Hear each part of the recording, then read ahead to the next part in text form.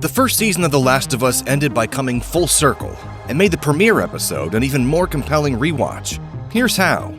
As Ellie's story almost ended, viewers got to see how it began, with a scene that took us back to her traumatic birth. It was a moment that also revealed the connection between Ellie's mom, Anna, and Marlene, the firefly who talked Joel into helping Ellie in the first place.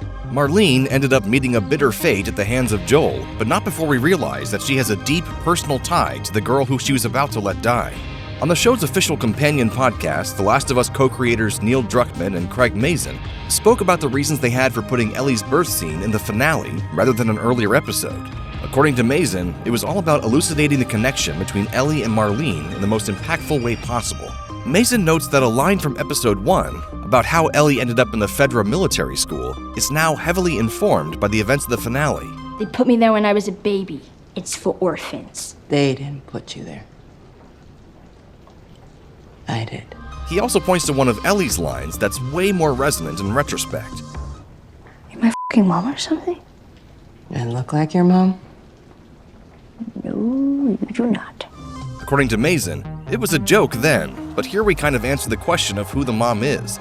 And in a way, Marlene was her mom. Because from basically 2 hours after she's born, Marlene becomes the woman who looks after her. But as Druckmann points out later in the podcast, if Marlene does have a maternal sort of love for Ellie, it's tempered by her sense of duty for the greater good. Druckmann explained, they both kind of have accepted this kid, and they'll do anything they need to protect them. But for Marlene, her love is much more outward and broad for all of humanity, that she's willing to sacrifice her own morality for what she believes is right. Joel, as Druckmann points out, is the exact opposite of that. There are plenty of other reasons Druckmann and Mazin cite for putting Ellie's birth scene in the show at the last minute. It hurts more, as Mazin says. Plus, it points to the nature of Ellie's immunity. It also harkens back to a point of innocence, however brief, in Ellie's story, just after we see her most upsetting, innocence-shattering moment. Additionally, from a writer's standpoint, Mazin points out that we begin this story with Joel as the closest thing we get to a main character, and only learn about Ellie as the pair get to know one another. We're discovering her through him.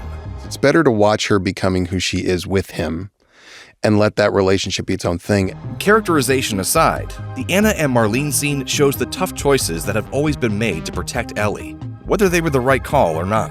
It connects her birth to the choice that Joel has to make at the end of this episode. It's an interesting addition that makes Joel's choice to set her future in stone for her all the more complicated.